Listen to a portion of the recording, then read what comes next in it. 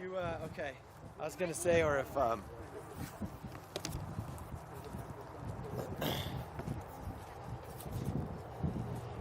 Good morning, everybody, and welcome to our briefing. We will see it's a little breezy out here, so bear with the wind. And perfect, I can just switch with you. So we have some fun announcements today, and we are out here at our East Side Shelter, Animal Welfare Department. This, again, is one of the most sort of popular and used city departments that during Corona has not been used as much. It's been reservation only. But as we announce our reopening plans based on the state phases, we're going to go over that tomorrow. We're going to talk about when these facilities are going to be able to be used again. But we want to showcase also something new. We'll talk about it, but I want to just let everyone know where we are. So you see Los Altos Golf Course in the background. Golfers out there doing appropriate social distancing.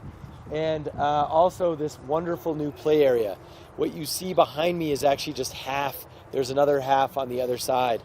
And so this is something that we know has long been asked for and desired for all the users of animal welfare. And so we're very excited to offer this, and we are also in the process of making one at our West Side Shelter.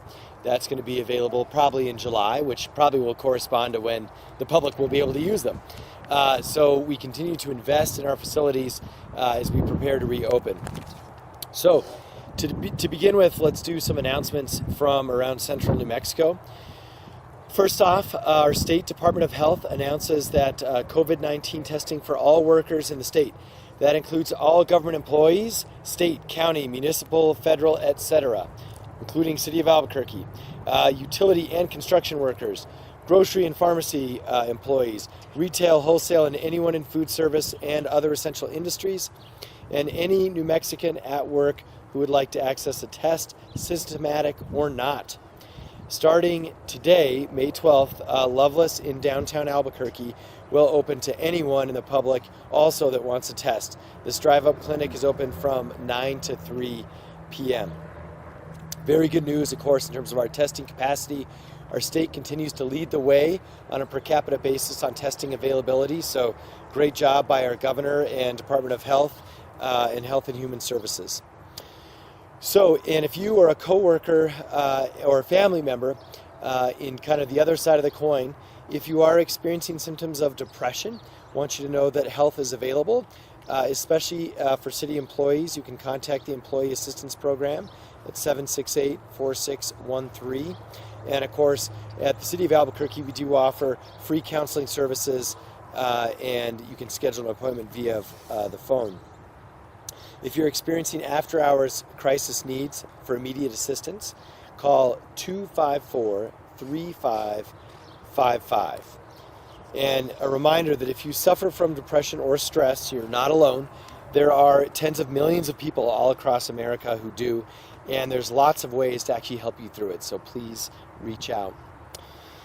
On a separate note, the IRS has announced that people should be able to provide their direct deposit information by tomorrow. You got to give the IRS your direct deposit information to get your stimulus check directly deposited, or else it'll come by the mail.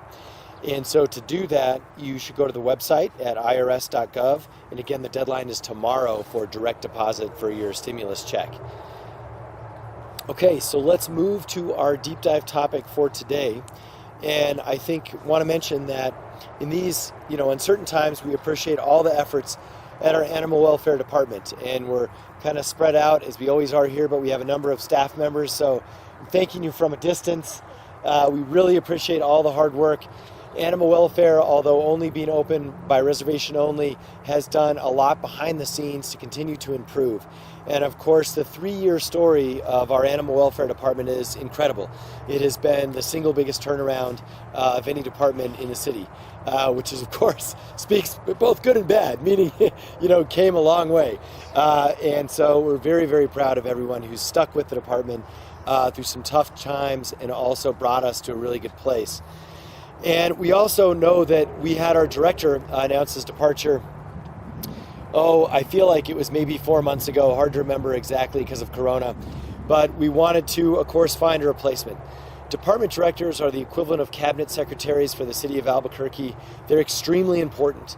A new department director is typically greeted with much fanfare and advertisement and celebration. During Corona time, it's a little different, but we are excited to have a new department director. And so today we are announcing new leadership. Carolyn Ortega is joining us as the new director of animal welfare. She's here with us and is going to share a few words in just a minute. Carolyn comes to the city of Albuquerque with a very strong administrative background. While not directly animal welfare related, she has deep knowledge of operations, fiscal management, as well as program development and planning. Carolyn has overseen the operations and development for the Atrisco companies for the last 13 years, also as Chief Financial Officer, Chief Operations Director, and Executive Director. And those of you who know Atrisco companies, there's a range of companies of all different types that they run, and it's really provided a broad base of experience for Carolyn. So her strong management, we think, will be instrumental in moving animal welfare going forward.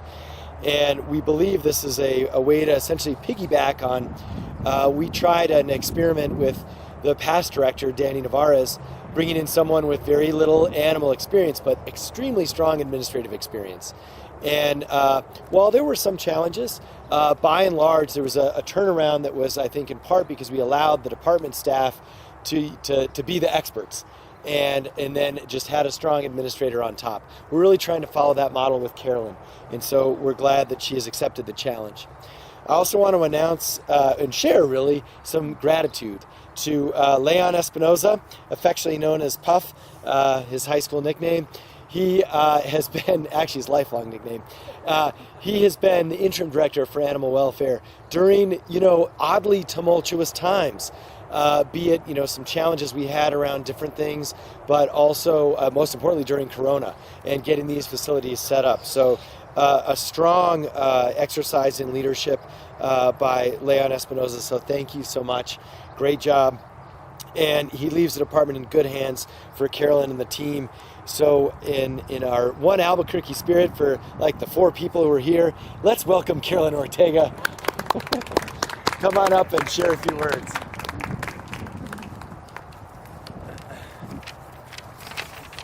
Thank you, Mayor, and thank you, Albuquerque, and thank you all of you for that warm Albuquerque welcome. I'm delighted to step into this new role and continue the efforts at AWD. I know over the last few years you have all worked to turn the department around, so thank you very much for that and leaving me a great department to run. As the city deals with COVID-19 and the reduction of staff throughout the city, projects are still moving forward.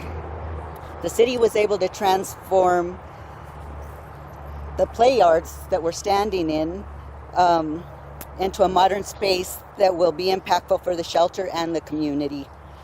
The renovated play yard will provide inviting, safe places where dogs can thrive physically and mentally too. The yards also offer a place for meet and greets, allowing potential adoptive families to spend time with dogs in the shaded, spacious environment. The upgrades include the giant shades, as you see behind us, the blue shade structure, and an industrial grade agility equipment that you see behind us.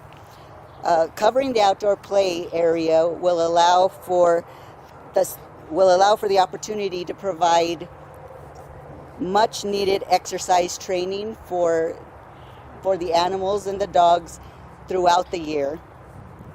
The yards include an A-frame, an elevated walkway, a teeter board, a plastic tunnel, an elevated pause board, and standard jumps for the dogs to exercise. I would like to thank Joel Craig for taking on the lead for this project. He did a fantastic job. And the AWD staff for their hard work and dedication. Continuing forward, I will be working on making sure that the mayor's visions for the AWD are seen through to fruition. And it's also a time during COVID that we need all of you in the community. We need the families in Albuquerque to know you can all play a role. Please keep adopting your pets from shelters. They really need a safe place. And believe me, speaking from personal experience, they have really been helpful during this stressful time. So thank you, Mayor, for the warm welcome, and all of you, and I look forward to this new opportunity in my career.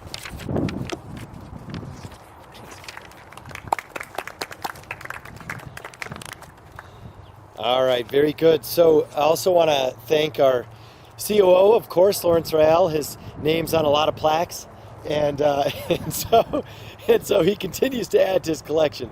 But he's going to be available here for questions, and I thought actually we'd wrap up before we kind of do our close.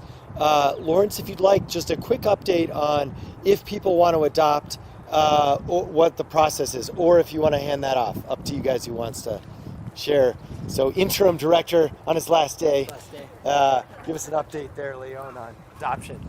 As we've been doing for the past several months, adoptions are by appointment only.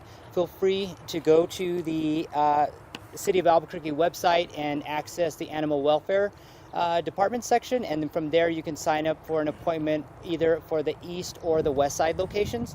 In addition to that, if you do not have access to the internet, you can call 311 and a 311 representative will help schedule an appointment for you. Nice. All right, thank you. And as a reminder, it is a great time to adopt. So I know a lot of folks, a lot of friends and family have been adopting now that we're all at home. It's a good way to use some of that home time, especially if you have kids. Okay, so with that, let's see. Takeout was Anatolia, new location in Nob Hill. We missed them downtown. With that, we'll stand for some questions.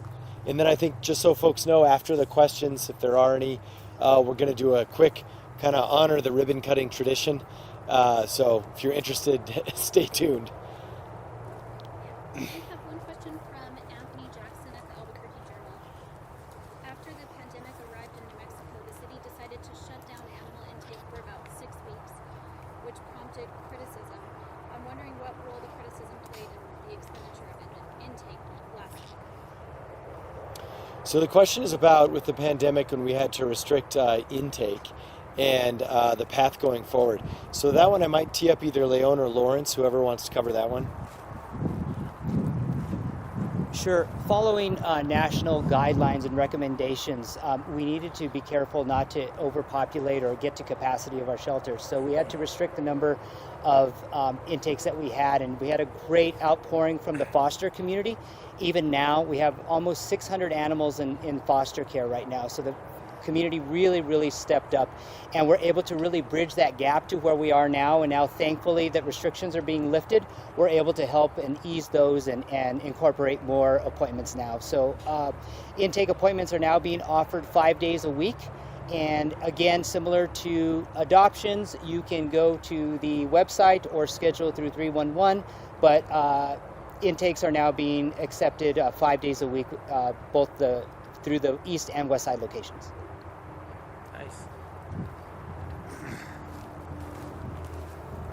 I forgot all my intros. Just give it a few seconds, let you know right now. Sure. We'll sit tight for a minute. We'll do some sign language. This means ready. I was teaching my kids last night. And good morning. And I think thank you. Did I get that? Oh, thank you.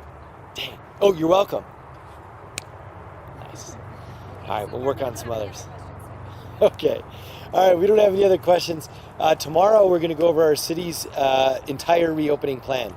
So again, as part of the preparedness phase, we are going to be ready and prepared to reopen when the appropriate phases are mapped out by the state. And we'll be going over that, so it'll be a long event or press avail, Facebook, social media, Twitter thing, and it'll be tomorrow at 11:30 on the city's plans for reopening. All right, so with that, we're going to do a quick ribbon cutting. Thank you very much.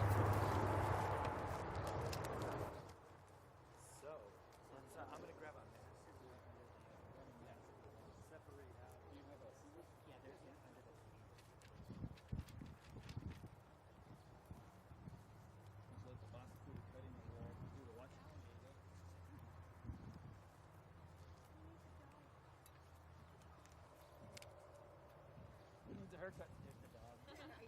You guys move this way. Y'all. Carolyn, Puff. Yes. All right, Joel or Puff, you guys want to do the honors?